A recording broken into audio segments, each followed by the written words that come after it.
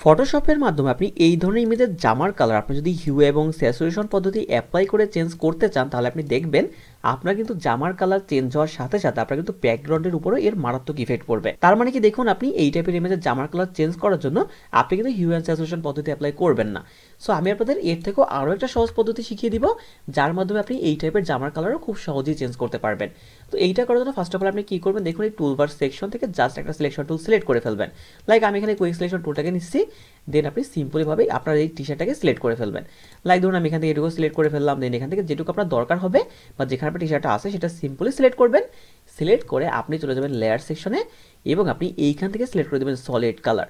তো solid colour select করলে দেখবেন এরকম একটা কালার চলে আসবে এবং আমরা এখান থেকে সাপোজ যে কোনো কালার আমরা রাখতে পারি। লাইক আমি ধরুন এই কালারটা রেখে দিলাম।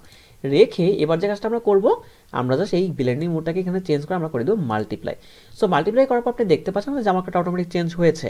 সো এবার আমরা কি করবো, জাস্ট এখান থেকে আমরা অপাসিটি হালকা একটু কমিয়ে দিব, তাতে করে আমাদের এটা আরও প্রপারলি ব্লেন্ড হয়। এবার আপনি যখন জাস্ট এটার পর ডাবল ক্লিক করবেন, ডাবল ক্লিক করে এবার আপনি দেখুন এইখান থেকে যে কোনো কালার আপনি চেঞ্জ করুন না কেন, সেই অনুযায়ী কিন্তু দেখুন আমাদের জামার কালারটা অটোমেটিক চেঞ্জ হয়ে যাবে। দেখুন আমি এখানে যে কোনো কালারই চেঞ্জ করতে চাই, সেই অনুযায়ী কিন্তু আমাদের জামার কালারটা অটোমেটিক পরিবর্তন হয়ে যাচ্ছে। সো আপনি কিন্তু এইভাবে করে খুব সহজে যে কোনো ধরনের জামার কালার আপনি এই পদ্ধতি অ্যাপ্লাই করেও চেঞ্জ করতে পারেন। সো আজকের জন্য এতটুকুই, দেখা হচ্ছে সম্পূর্ণ নতুন কোনো ভিডিওতে। এরকম আরও অনেক গুরুত্বপূর্ণ ভিডিওর জন্য আমার সাথেই থাকুন। ধন্যবাদ।